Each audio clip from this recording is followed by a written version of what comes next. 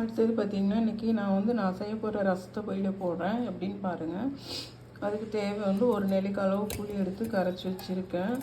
அதில் ஒரு 3 தக்காளி கட் பண்ணி வச்சுருக்கேன்.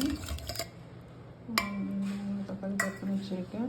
அதுக்கு மசாலா நம்ம ரெடி பண்ணிக்கலாம். நான் எப்போயுமே இன்ஸ்டண்ட்டாக தான் ரெடி பண்ணுவேன். மசாலா பொடி கடையிலலாம் வாங்க மாட்டேன் ரசத்துக்கு.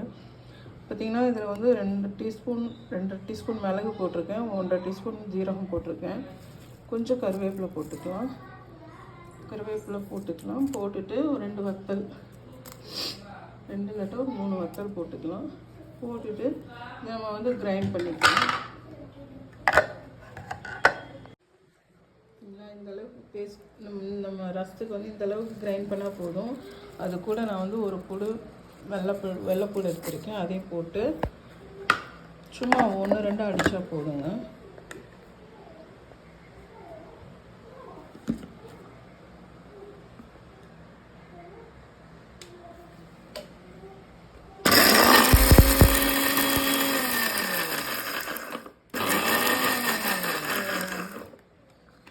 வெள்ளைப்பூடு போட்டு அந்த அளவுக்கு அடித்தா போதும்.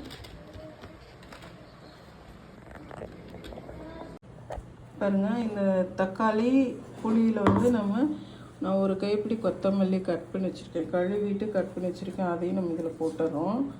அப்புறம் பார்த்திங்கன்னா நம்ம மிக்ஸி அடித்தோம் இல்லையா, அதையும் இதில் போட்டுறோம். நீங்கள் ஒரு தடவை இதே மாதிரி வச்சு சாப்பிட்டு பாருங்களேன், ரசம் சூப்பராக இருக்கும். இதில் வேணும்னா நம்ம கொஞ்சோண்டு லெமன் புழிஞ்சு விட்டுக்கலாம், ஒரு 1/2 லெமன் புழிஞ்சு விட்டுக்கலாம். நான் எங்கள் பாப்பாவுக்கு இன்றைக்கி கோல்டு இருக்கிறதுனால லெமன் புளியலை, அதனால் புளி கூட நான் கம்மியாக தான் போட்டிருக்கேன். தக்காளி கொஞ்சம் போட்டிருக்கேன். இதில் நம்ம கொஞ்சமாக தண்ணி ஊற்றி கழுவி ஊற்றிக்கலாம்.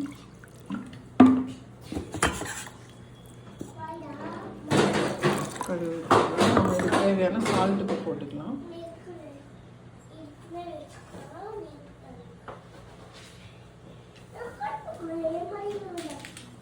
இந்த அளவு சால்ட்டு போட்டுக்கலாம். வேணும்னா நம்ம சாப்பிட்டுட்டு பத்தலைன்னா போட்டுக்கலாம். ஓகேங்களா? இப்போ இது என்ன பண்ண போகிறோம்னா எல்லாத்தையும் நான் பிசைஞ்சிடுவேன். அதாவது இந்த மாதிரி சால்ட்டு போட்டோன்னா கொஞ்சம் பிசைறதுக்கு ஈஸியாக இருக்கும். தக்காளிலாம் புழு இருக்கா இல்லையான்றதை பார்த்துட்டு தான் நான் போடுவேன்.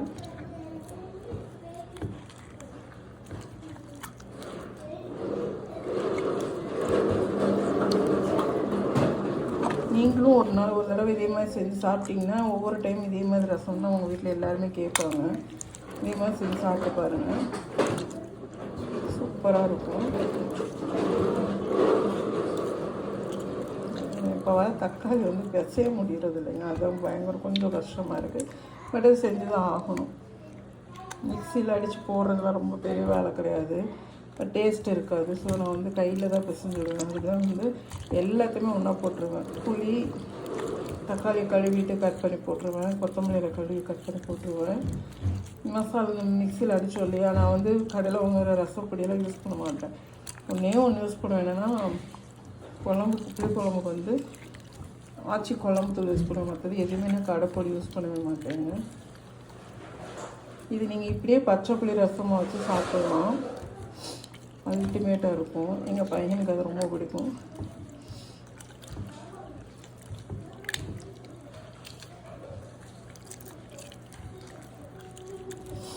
கரைக்கிறப்பவே கலர் அல்டிமேட்டாக இருக்கும் பாருங்கள். உங்கள் வீட்டில் எதுவுமே செய்ய சொல்லி சாப்பிட்டு பாருங்கள். இல்லை நீங்கள் லேடிஸாக இருந்தீங்கன்னா நீங்கள் செஞ்சு சாப்பிட்டு பாருங்கள். எல்லாருக்குமே பேச்சுலராக இருக்கவங்க கூட இந்த ரசத்தை ட்ரை பண்ணி பாருங்கள், சூப்பராக வரும். ரொம்ப சிம்பிள் மெத்தடு தான். நம்ம இதில் தேவையான தண்ணி ஊற்றிக்கலாம்.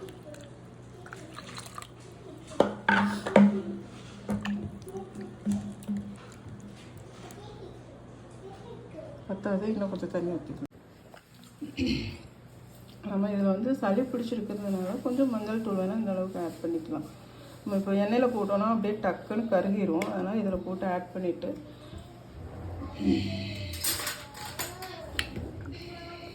ஒரு கரண்டி வச்சு கலரி விட்டுக்கலாம்.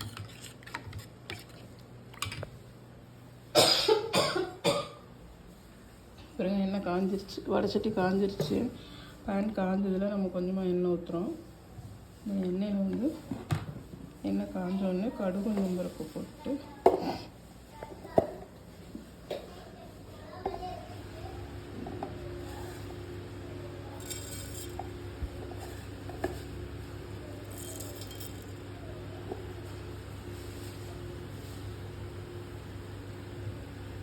கடுகு நம்மளுக்கு பொரிஞ்சதுக்கப்புறம் நம்ம வந்து 2-3 வெந்தயம் போடணும். இந்த அளவுக்கு வெந்தயம் இருந்தால் போடணும்.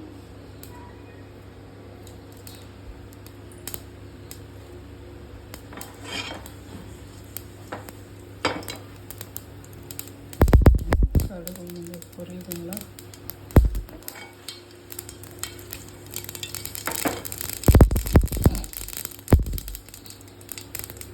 இதில் நான் சொன்ன அளவுக்கு வெங்காயத்தை போட்டுருவோம். கருவேப்பிலை போட்டுருவோம். 2 வத்தல் போட்டுருவோம். கொஞ்சம் பெருங்காயத்தூள் போட்டுட்டு ரெடி பண்ணி வச்சுருக்கேன். ரசத்தை ஊற்றிடுவோம். அவ்வளோதான். இது வந்து கொதிச்சு வரக்கூடாதுங்க. அப்படியே நுர வந்தோடனே ஆஃப் பண்ணிடணும். பாருங்கள் கலர்ஃபுல்லாக இருக்கு இல்லையா ரசம். இதே மாதிரி நீங்களும் செஞ்சு பாருங்கள். அதாவது ரசம் வந்து கொதிக்க விட்டுறக்கூடாது. அது அப்படியே மேலே அப்படியே நுரையாக லைட்டாக பொங்கி வர மாதிரி இருக்கும். அந்த ஸ்டேஜில் ஆஃப் பண்ணிடணும். பாருங்கள் ரசம் வந்து நுர வர ஆரம்பிச்சிடுச்சா பாருங்கள். இந்த இங்கே வருது இல்லையா, இந்த மாதிரி வரும். எல்லா பக்கமும் இந்த மாதிரி வந்தோடனே கொதிக்க விட்டிங்கன்னா அந்த மிளகோட காட்டம்லாம் ஜாஸ்தி ஆகிடும். ஸோ கொதிக்க விட வேண்டாம். இப்படியே எடுத்து ஊற்றி வச்சிடலாம். இன்னும் 2-3 நேரத்தில் வரவும் பாருங்கள்.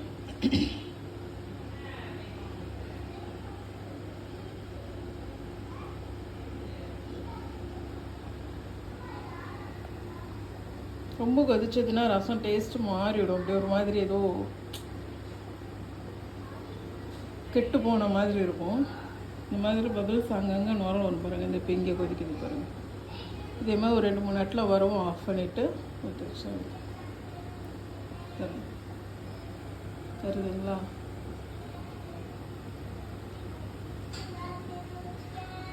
இந்த பாருங்க.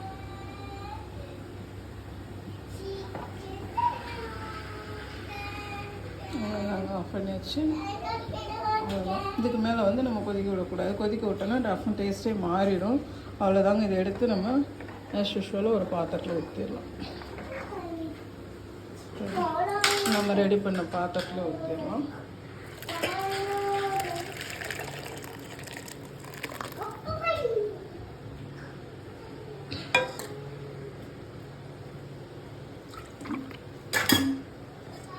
நான் அந்த பாத்திரத்தில் ஒட்டிகிட்ருக்கேன். அந்த மசாலா கூட விட மாட்டேன். அதை பாருங்கள் இவ்வளோ வேஸ்ட் ஆகுது இல்லையா? அதனால் அதை கழுவி ஊற்றிட்டோம். இன்னும் டேஸ்ட்டு சூப்பராக பாருங்கள். நம்ம ரெடி பண்ண ரசம் ரெடி ஆகிடுச்சு.